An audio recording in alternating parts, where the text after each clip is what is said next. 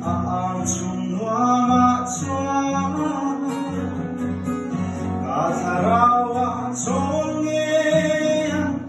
aning milyakuan O melrol mo'y kasya Ramro kuyatan sunga Kamo'y nagsaing minggo Kilo'y mo'y akyan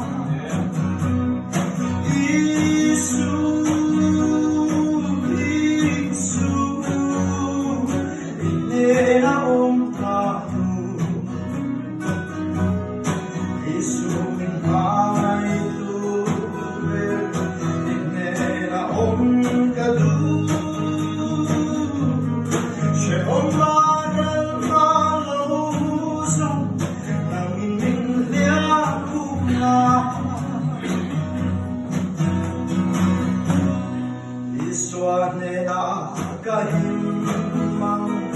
kabuhay na areang Dek natin minsim buhay lo Swalin minsay taylo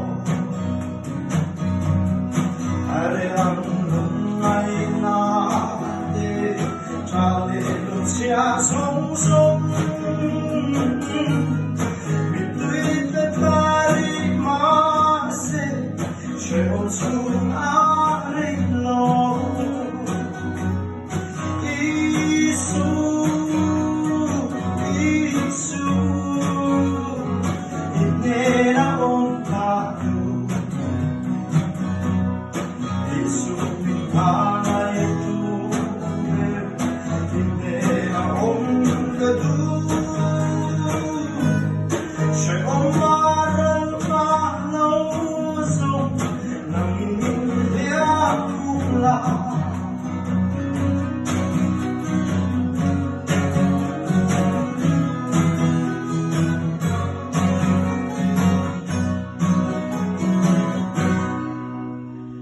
Kataraw himnanu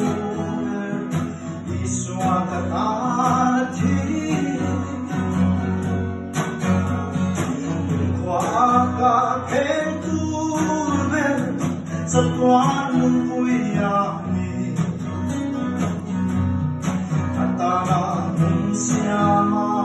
swa Mindong na swayeng Sa timaong tokloban Ro'y naalengan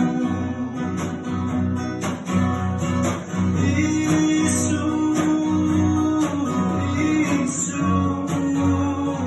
Ignenaong kaho Isu Manay tuwe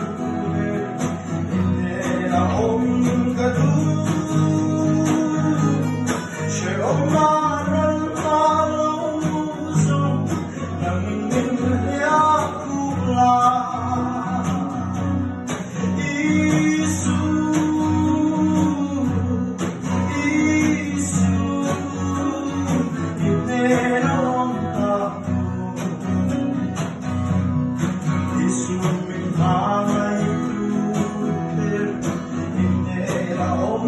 Good.